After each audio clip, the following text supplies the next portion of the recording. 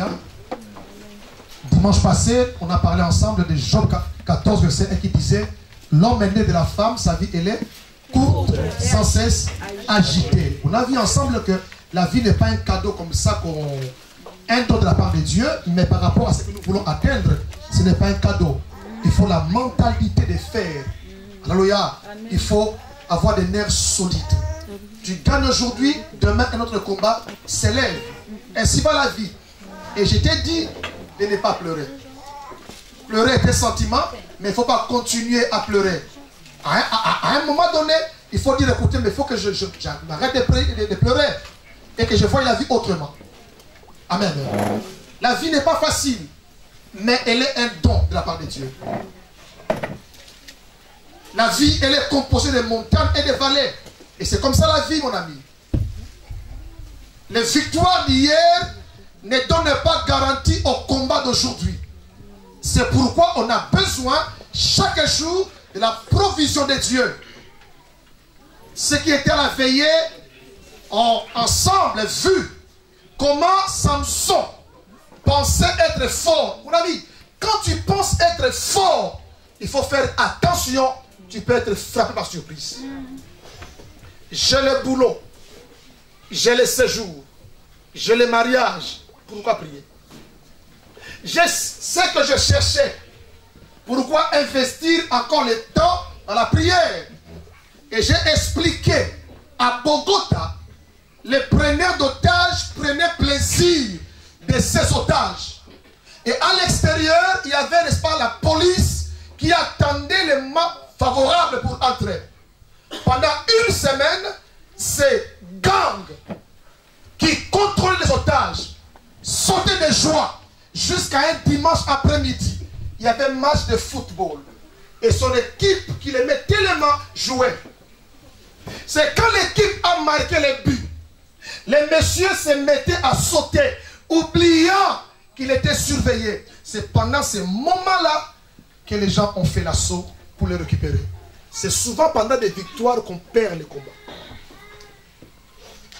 On a vu ensemble que les bateaux peuvent chavirer au port. Je n'ai pas besoin de X ou de Y. Je sais que ce qu'il faut. C'est quand tu perds le combat. Alléluia. Amen. Quand tu perds la vigilance, fini, tu es parti.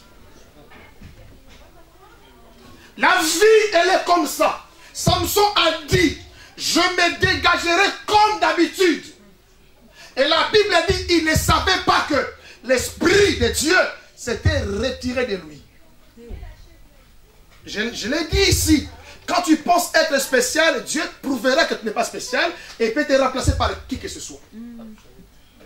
Ah, on a atteint 500 personnes. Ce n'est pas une occasion pour commencer à fêter. Il faut garder les mêmes habitudes, les mêmes valeurs qui t'ont conduit au trône. Il faut les garder. Si le trône, tu l'as reçu par l'humilité, quand tu arriveras au trône, garde l'humilité. Amen. Que rien ne puisse te changer, mon ami. La vie est un combat. Reste tel que tu es là. Applique les principes de la vie. Mette ton cœur face à Dieu. Reste le même. On a vu ensemble, mes amis, que lorsque Osias devint puissant, la Bible dit son cœur s'est corrompu. Si vous lisez ce texte très bien, il avait 16 ans lorsque le peuple l'a élu roi. Et la Bible dit il fit tout ce qui était droit aux yeux de l'Éternel. Mais lorsque cet homme devint puissant, il pensait que Dieu n'était plus important. Et c'est là que Dieu l'a frappé de la lèpre. Samson, Salomon, le roi le plus sage. La Bible dit il avait la sagesse démographique, mathématique. Il y avait que moi, avant que je prêche ce matin, je fais les résumés de ce qu'on a parlé pendant ces 2 semaines. Veuillez passer, Dieu a insisté sur la sainteté et la crainte de son nom. Et il avait insisté sur les jeunes. Il avait parlé aussi du cœur, comme quoi on doit servir Dieu non pas avec la tête, mais avec le cœur. Servir Dieu avec la tête, c'est regarder les gens. Mais servir Dieu avec le cœur, c'est regarder à l'intérieur ce que je rends à Dieu. Est-ce un culte qui fait plaisir à Dieu? Avec la tête, j'ai besoin que les gens m'acclament, me voient, me reconnaissent. Mais quand je sers Dieu avec le cœur, c'est mon affaire avec Dieu. C'est une dimension d'intimité. Que tu sois là ou pas, j'ai affaire avec qui? Dieu. Ça, c'est le cœur. Ce peuple m'honore. On peut honorer Dieu, mais pas avec le cœur, avec les lèvres. Oh, Dieu veut que nous puissions l'honorer avec le cœur, l'intimité. 1 Roi 4, verset 29. Oh Dieu, merci pour ta grâce. Il y a des textes et quand tu lis ça, tu dis, regardez-moi. Ceux-là qui sont tombés aujourd'hui étaient forts hier. Celui qui croit être debout, dit Paul aux Corinthiens, il dit qu'il prenne garde de tomber. Waouh! Quand un royaume devient beaucoup plus puissant, souvent il atteint son apogée. Alléluia. Quand un homme est puissamment utilisé par Dieu, qu'est-ce qui arrive? Bon, dis bien. Le plus grand piège pour tomber. Le diable sait que Bondi les craint. Bondi l'honore. Bondi était bon frère. Qu'est-ce qu'il fait? Il continue à mettre dans ton esprit des pensées comme quoi tu es spécial. Tu ne tomberas pas. Tu crains Dieu. Tel que tu es là. Ce genre de péché, ce n'est pas à toi. Et pendant ce temps, il te laisse faire les activités de Dieu. Je dis bien les activités de Dieu. Mais sans avoir une intimité avec ces dieux. Le fait déjà que tu n'aies plus l'intimité avec Dieu, tu as pris la pente. Qu'est-ce qu'il a fait avec Pierre? Il a empêché la journée d'avoir une intimité. Pierre était dans l'activité, il travaillait. Et la nuit, Pierre était fatigué. La Bible dit, c'est là que Pierre a renié Jésus.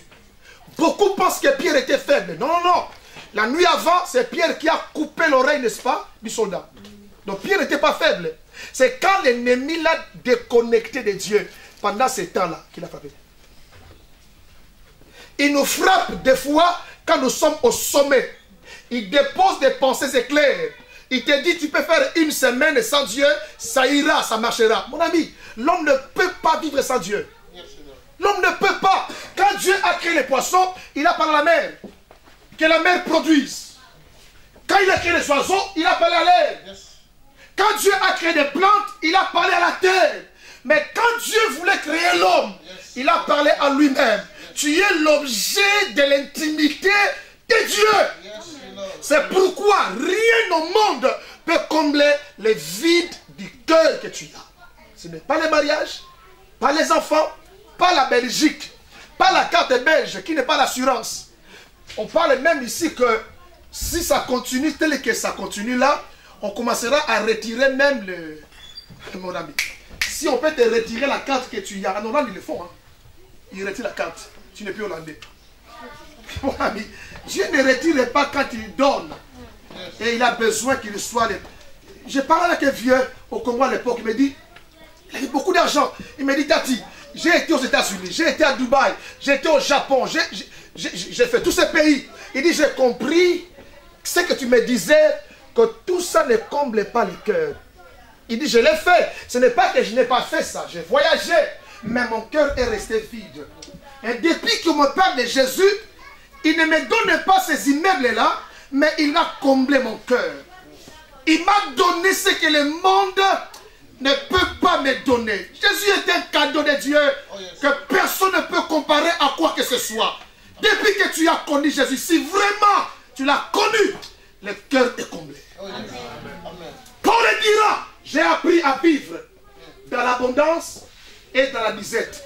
En d'autres termes, que j'ai ou que je n'ai pas, je suis content. Ma joie n'est pas déterminée par la poche. Elle est déterminée par celui qui vit en moi. Amen. Et la joie n'est pas le bonheur. La joie n'est pas... La joie, elle est spirituelle. La joie, c'est Dieu qui la donne à l'homme. Combien de gens n'ont pas beaucoup d'argent et qui n'ont pas la joie? On n'achète pas la joie. C'est Dieu qui donne ça. Donc, quand je suis connecté avec Dieu, il communique sa nature dans ma vie. Et je peux sauter, je peux crier. Combien de fois, mon ami, en pleine adoration, en pleine louange, tu ne sens pas cette joie? Parce que ce n'est pas la chanson qui comble les cœurs. Hein. C'est Dieu. Et quand Dieu comble les cœurs, avec la chanson, on ne fait que manifester.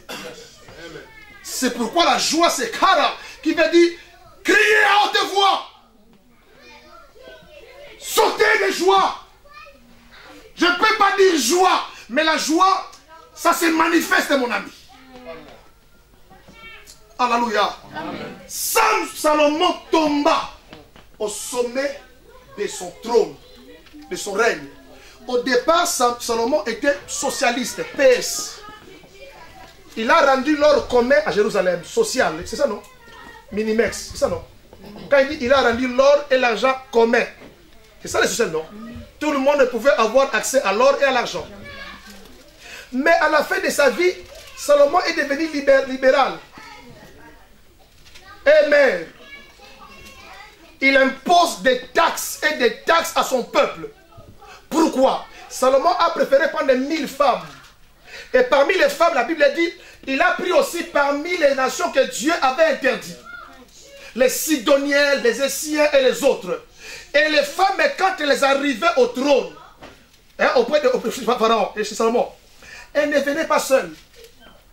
Déjà à l'époque de la Bible, on voit le cas d'Akab. Sa femme Jézabel avait amené 850 adorateurs de Baal, sans compter sa famille. 850 prêtres n'avaient quoi? Comment le roi ne peut pas imposer des taxes, mon ami? On dit 700 concubines, 300 femmes. Rien que Jézabel, je dis bien, elle a amené 850. Sans compter ses cousins, ses cousines. Calculez maintenant en termes de 1000. La poche, la caisse de l'État, chaos. Il dit taxe. Les socialistes, il devient MR. Quand on arrive au sommet de la gloire, ce n'est pas prudent. On pense que tout est permis.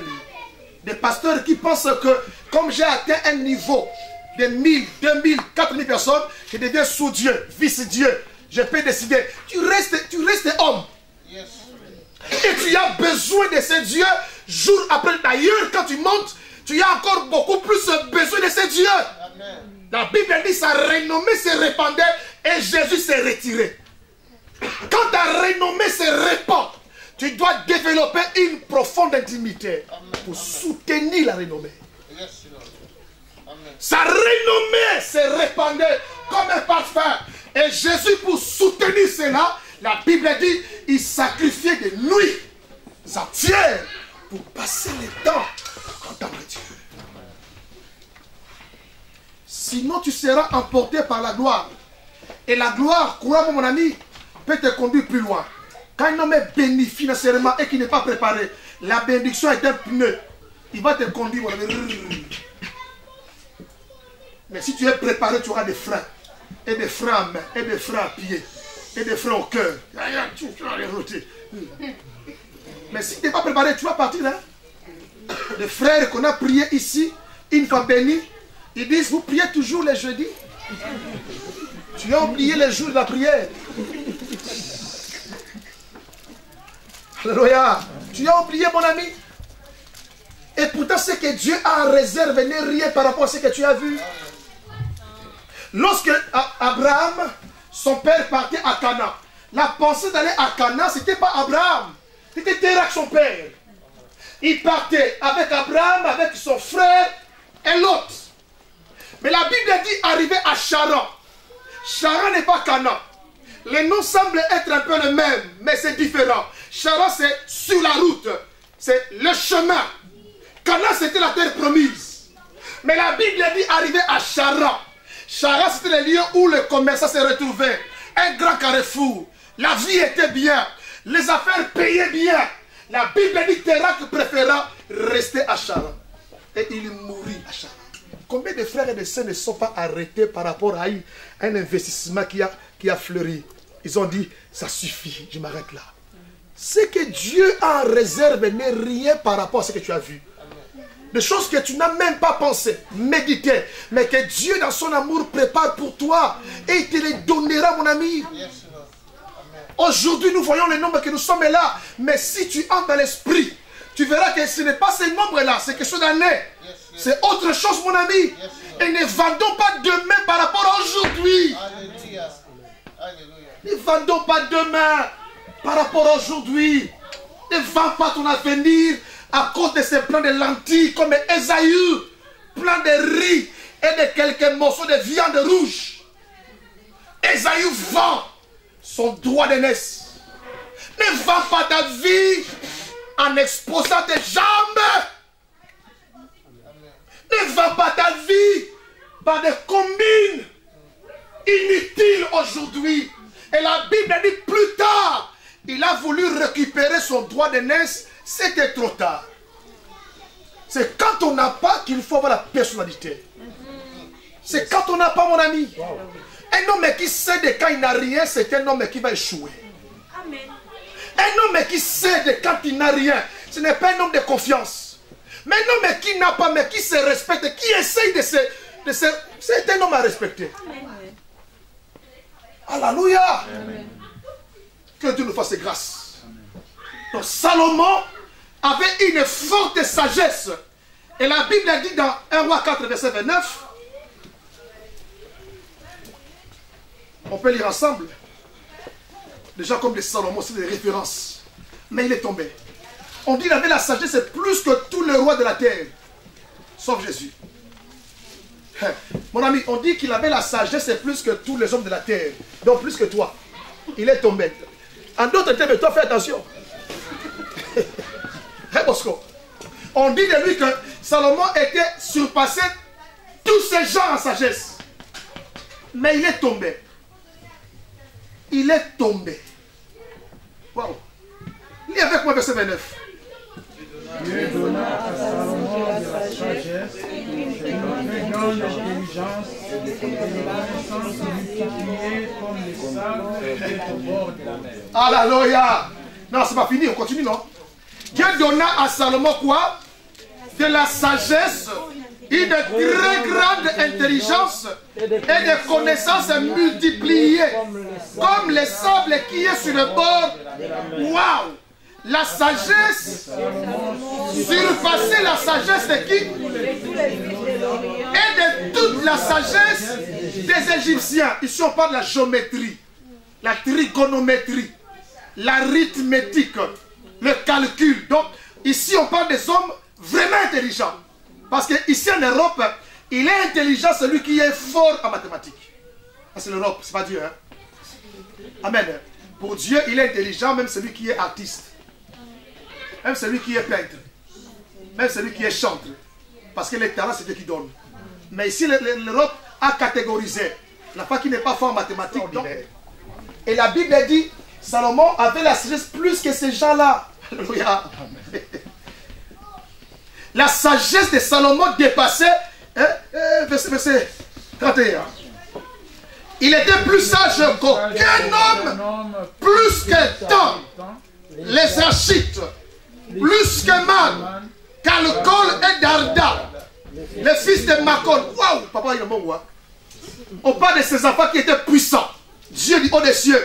Il dit Darda, Karka, Intel sont sages. Malgré cette sagesse, Salomon tomba. Dieu garde-nous fidèles à toi. Qu'on ne minimise pas les faits, le commencement. Et qu'on ne bascule pas au Dieu dans les habitudes. Qu'on ne te prenne pas comme un ami, mais qu'on te prenne comme un Dieu, l'être suprême. Toi qui es élevé au-dessus de tout et qui mérite respect à 100%. Respect aujourd'hui, respect demain, respect pour l'éternité. Parce que tu es le même hier, aujourd'hui et éternellement. Merci.